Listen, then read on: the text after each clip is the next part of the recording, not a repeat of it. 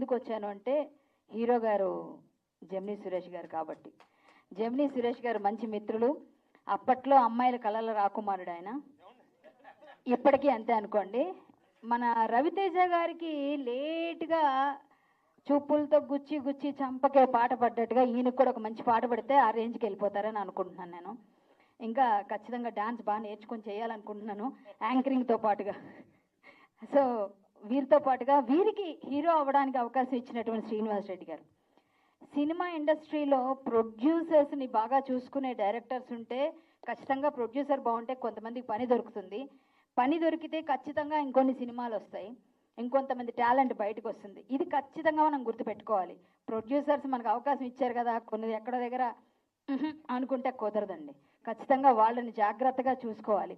ఈరోజు ఈ వేదిక మీద చాలామంది పెద్దవాళ్ళు వచ్చారు.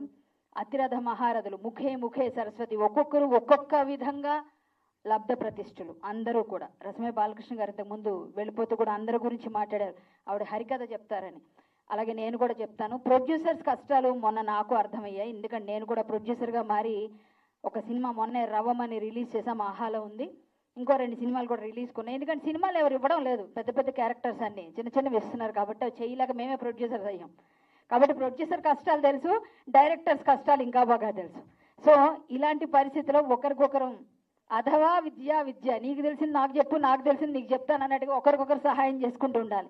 ఇక్కడ మనం మాట్లాడాల్సిన ముఖ్యమైన విషయం ఏంటంటే వారాహి విజయాన్ని ఇచ్చేది ఏదైనా ఉంది అంటే అమ్మవారు. ఎవరిని పట్టుకుంటే విజయం వస్తుంది, ఏ అమ్మవారికి పూజిస్తే విజయం వస్తుందో అందరూ తెలుసుకోవాలంటే ఈ మధ్యకాలంలో బాగా ట్రెండ్ అయిన అమ్మవారు వారాహి. ఆవిడ పేరునే పెట్టుకున్నాక వాళ్ళకి విజయం రాక ఇంకేం వస్తుందండి. ఆ వారాహి గురించి మీ అందరికీ బాగా తెలుసు, పవన్ కళ్యాణ్ గారికి ఇంకా బాగా తెలుసు.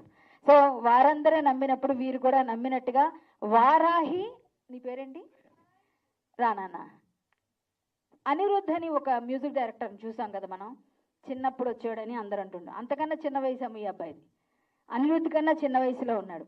సో వారాహి శ్రేయాన్స్ మీడియా చాలా ఫేమస్, అలాగే ఈ శ్రేయాన్స్ కూడా చాలా ఫేమస్ అవ్వాలని కోరుకుంటూ, నిజంగా తండ్రికి తగ్గ తనయుడిగా ఎదగాలి. నీ స్మైల్ అయితే బాగుందయ్యా, నీ స్మైల్ చాలా బాగుంది కదా, చాలా చాలా బాగుంది, మంచి ఫ్యూచర్ అయితే ఉంది. మా శ్రేయాన్స్ ఎట్లా మ్యూజిక్ చేశాడో తొందరగా వినాలి, చూడాలని ఉంది. ఖచ్చితంగా బాగుంటుంది అనుకుంటున్నాను, కన్ఫామ్గా బాగుండాలి. All the best.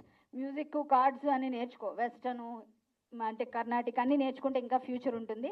సో నేనైతే అందరికీ పేరు పేరున అంటే శుభాకాంక్షలు ముందుగానే తెలియజేస్తున్నాను. ఈ చిత్ర విజయం సాధించాలని. ఈ వేదిక పైన చాలామంది ఉన్నారు, అందరి పేర్లు చెప్తే టైం అయిపోతుంది.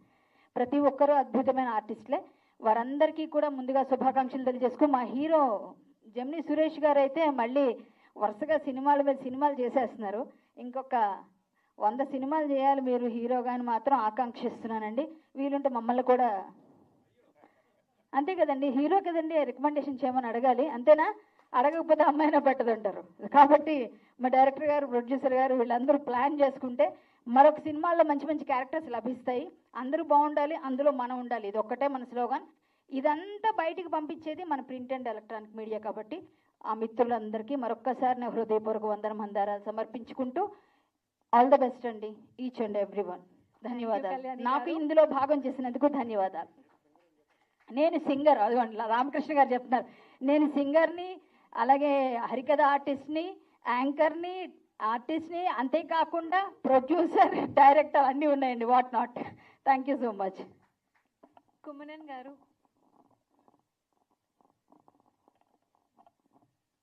అందరికీ నమస్కారం అండి. Print media